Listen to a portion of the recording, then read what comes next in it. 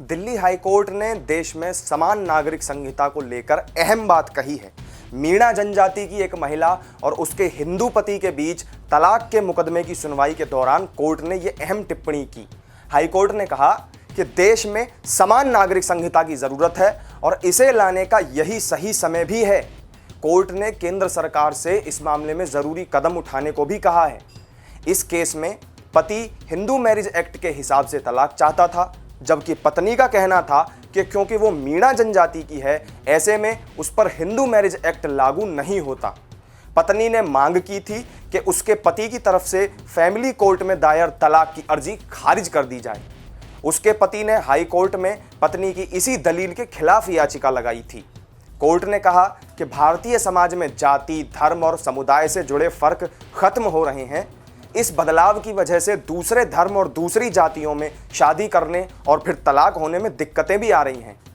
आज की युवा पीढ़ी को इन दिक्कतों से बचाने की ज़रूरत है, लिहाजा इस समय देश में समान नागरिक संहिता होनी चाहिए। आर्टिकल 44 में यूनिफॉर्म सिविल कोड को लेकर जो बात कही गई है, उसे हकीकत में बदलना ही होगा। अब सवाल उठता है कि यह आखिर ये यूनिफॉर्म सिविल कोड क्या है?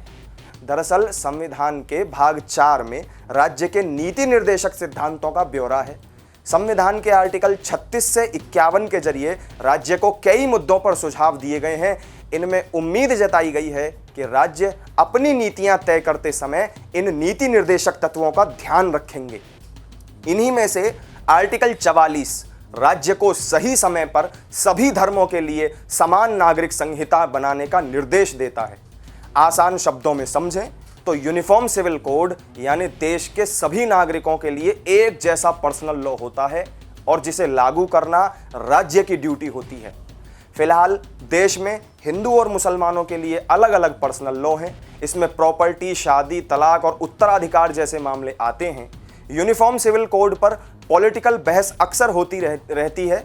अक्सर सेक्युलरिज्म से जुड़ी बहस में भी इसे शामिल किया जाता रहा है। जो लोग इसके समर्थन या विरोध में हैं, उनकी इसके सामाजिक और धार्मिक असर को लेकर अलग अलग सोच है।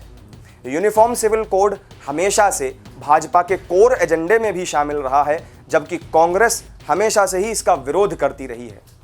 1985 में शाहबानो केस के बाद यूनिफॉर्म सिविल कोड तब सुर्खियों में आया था जब सुप्रीम कोर्ट ने तलाक के बाद शाहबानो के पूर्व पति को गुजारा भत्ता देने का आदेश दिया था। इस मामले में कोर्ट ने अपने फैसले में कहा था कि पर्सनल लॉ में यूनिफॉर्म सिविल कोड लागू होना ही चाहिए। राजीव गांधी सरकार ने सुप्रीम कोर्ट के फैसले को पलटने के लिए संसद में बिल भी पारित करवाया था।